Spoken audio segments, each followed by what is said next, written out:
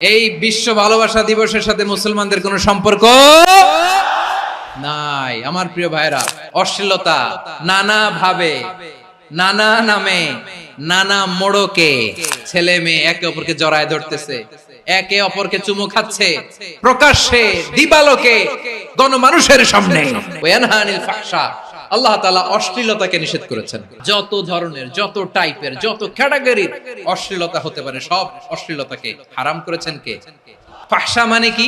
কথায়, কাজে, আচরণে, কমেন্ট, ফেসবুকের কমেন্টসে যত ধরনের নোংরামো আছে, যত ধরনের অশ্লীলতা আছে, এটাকে আরবিতে বলে ফাহশা। রাব্বুল আলামিন বলেন, কুল ইন্নামা হারামা রাব্বিয়াল ফাওয়াহিশা মা যাহারা মিনহা ওয়া মা বাতান।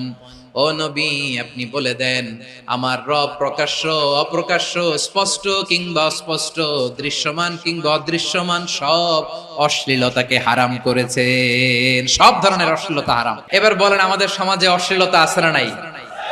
অশ্লীলতা নানা ভাবে, নানা নামে, নানা মোড়কে আমাদের সমাজে আছে না নাই? সংস্কৃতির নামে, এই বিশ্ব ভালোবাসার নামে মুসলমানদের কোন সম্পর্ক নামে, উপন্যাসের নামে, কনসার্টের নামে অশ্লীলতা আছে না নাই? আপনি দেখেছেন কনসার্ট গুলোর অবস্থা? আমাদের তরুণ তরুণীরা, আমাদের যুবক যুবতীরা, আমাদের জেনজিরা, কি অবস্থা ওইখানে? ছেলে মেয়ে একে অপরকে জড়ায় ধরতেছে, একে অপরকে চুমু খাচ্ছে প্রকাশ্যে দিবালোকে গণমানুষের সামনে।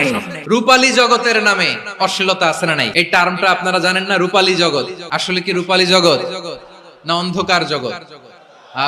আমার বোনেরা, আপনাদেরকে যে কি বলে তারা বুঝায়, রূপালী জগৎ শুনেই আপনি ভরকে যাবেন না। রূপালী জগতে যে নারী যত বেশি উলঙ্গ, সে নাকি তত বেশি সাহসী। বলে এটা একটা সাহসী নারী, খুব সাহসী পদক্ষেপ তার। যত বেশি শরীর থেকে কাপড় নামাতে পারবে, যত বেশি বস্ত্রহীন হয়ে নিজেকে প্রেজেন্ট করতে পারবে, সে নাকি তত বেশি সাহসী। এই বিশ্ব ভালোবাসা দিবসের সাথে মুসলমানদের কোনো সম্পর্ক বনি আদমকে বস্ত্রহীন করা। আমার প্রিয় ভাইরা, অশ্লীলতা আদম এবং হাওয়া আলাইহিস সালামকে নিষিদ্ধ গাছের ফল খাইয়ে তাদেরকে বস্ত্রহীন করেছে। এই জামিনেও সে আমাদেরকে বস্ত্রহীন করতে চাইবে। এই রূপালী জগতের নামে তারা এটা করে। আমার প্রিয় বোনেরা, আপনি জানেন না আপনার দাম কত? ওরা আপনাদেরকে বিজ্ঞাপনের সস্তা পণ্য বানাতে চায়। ওরা আপনাদেরকে ওদের ভোগের লিপসার টুলস বানাতে চায়। আপনাদেরকে দিয়ে ওদের খায়েশ পূরণ করতে চায়। এটা আপনাদের জন্য মোটেও ডিগনিটি নয়, এটা আপনাদের জন্য সম্মান নয়।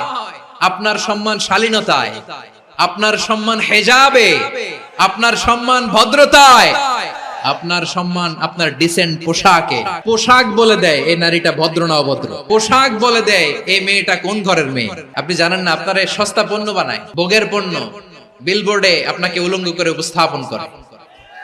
এই অশ্লীলতার সাথে ইসলামের কোনো সম্পর্ক। এজন্য আল্লাহ বলেন, আমি অশ্লীলতাকে হারাম করেছি।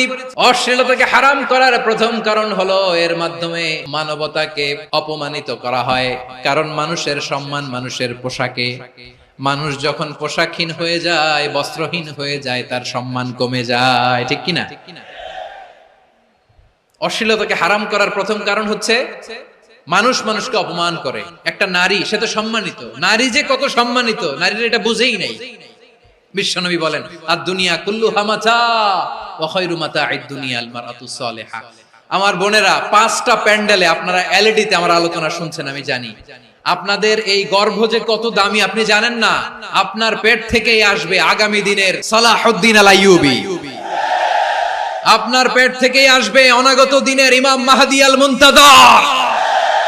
আপনার পেট থেকেই আসবে অনাগত দিনের ফয়সাল, ওয়াসিম, মুগ্ধ, আবু সাইদের মতো বীর যোদ্ধা। আমার প্রিয় বোনেরা, আমার প্রিয় বোনেরা, বিশ্বনবীর কথার ওজন খেয়াল করেন। আদ-দুনিয়া কুল্লুহা মাতা ওয়া খায়রু মাতা'আদ দুনিয়াল মারআতুস সালিহা।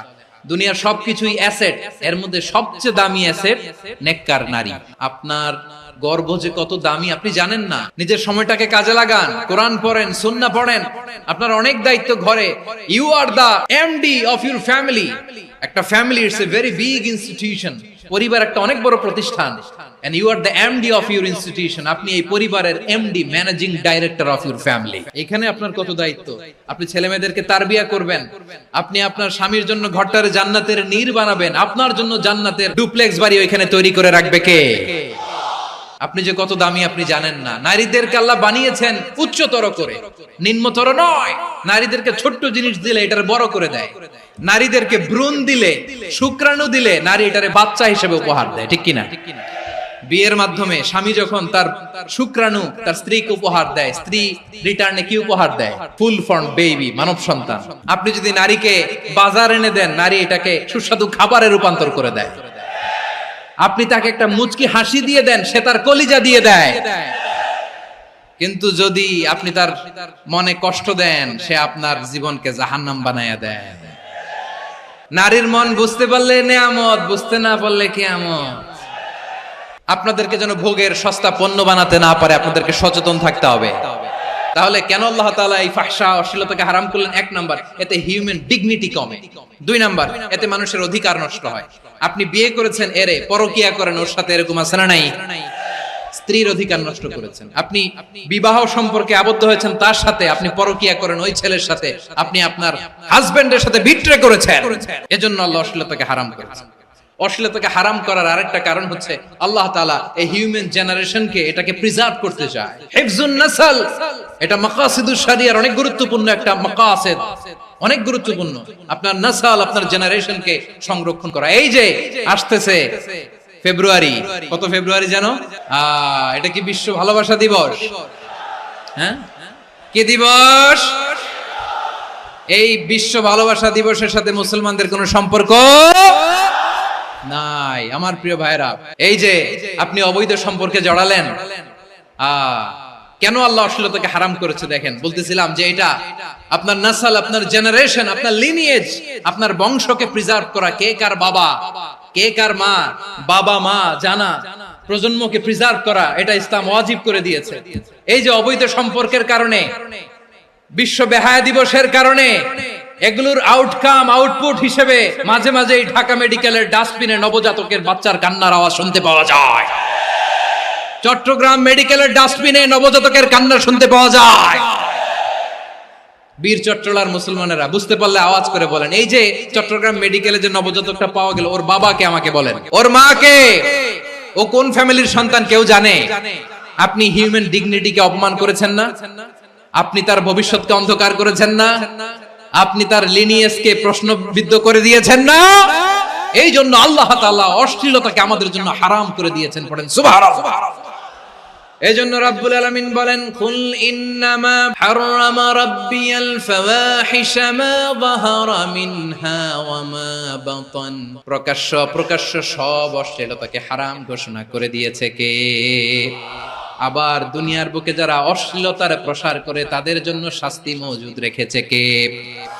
রাব্বুল আলামিন বলেন, ইন্নাল্লাযীনা ইউহিব্বুনা আন তাশিআল ফাহিশাতু ফিল্লাযীনা আমানু লাহুম আযাবুন আলীমুন ফিদ দুনিয়া ওয়াল আখিরাতি ওয়াল্লাহু ইয়ালামু ওয়া আনতুম লা তা'লামুন। নিশ্চয়ই যারা বিশ্বাসীদের মাঝে অশ্লীলতার প্রচার প্রসার করতে চায় তাদের জন্য আমি মর্মন্তুদ শাস্তি প্রস্তুত করে রেখেছি। দুনিয়াতেও রেখেছি, আখিরাতেও রেখেছি। ঘোষণাটা কার? যারা এই নাটকের নামে, সিনেমার নামে, রূপালী জগতের নামে, মুভির নামে, ওটিটি প্ল্যাটফর্মের নামে আমার সমাজে অশ্লীলতা ছড়াতে চায় তাদের জন্য কঠিন মর্মন্তুদ শাস্তি মজুদ রেখে দিয়েছে কে? ও আমার বোনেরা, এখনো আপনি জাগবেন না? এখনো আপনার চিন্তার দুয়ারে এখনো নাড়া পড়ে নাই? ওরা আপনাকে উলঙ্গ বানাতে চায়, ওরা আপনাকে আইটেম গার্ল বানাতে চায়। এজন্য ইসলাম অশ্লীলতাকে হারাম করেছে। হারাম। ইসলাম বলেছে যোজন যোজন দূরে থাকো, ওরা বলে না কাছে আসো, কাছে আসার গল্প, ক্লোজ আপ ওয়ান, কাছে আসার গল্প আছে না নাই? তাহলে অশ্লীলতার সাথে আমাদের কোনো সম্পর্ক? আমরা এই সমস্ত ক্লোজ আপ ওয়ান, কাছে আসার গল্পের প্রোগ্রামে যাব? আমরা কোন ধরনের অশ্লীল কন্টেন্ট সোশ্যাল মিডিয়ায় টিভিতে দেখব?